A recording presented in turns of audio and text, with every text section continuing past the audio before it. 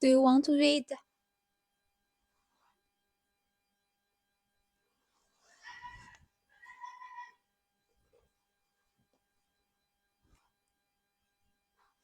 Look.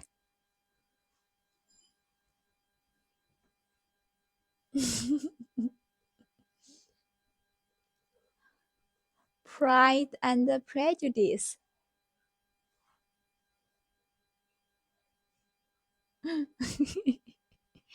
Chapter 6.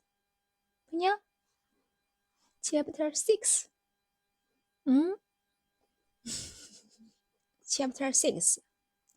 The ladies of Longbourn soon waited on those of Netherfield. The visit was returned in due form.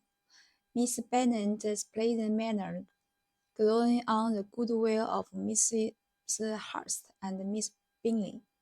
And though the mother was found to be intolerable, and the younger sisters are not worth speaking to, a wish of being better acquainted with them was expressed towards the two eldest.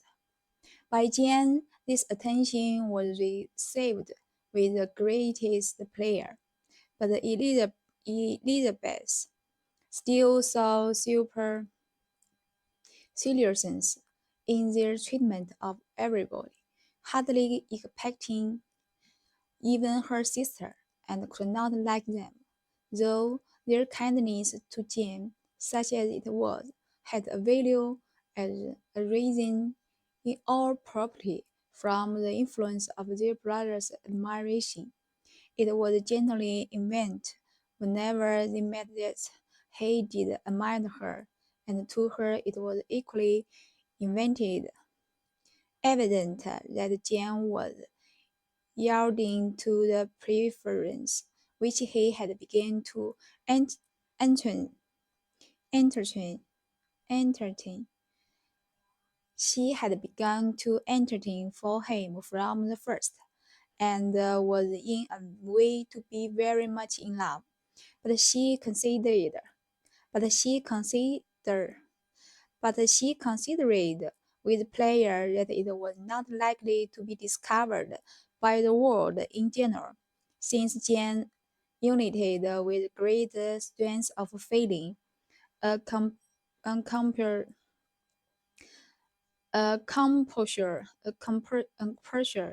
of temper, and a uniform cheerfulness of manner, which would guard her from the suspicion, suspicion, suspicions of the impertinent.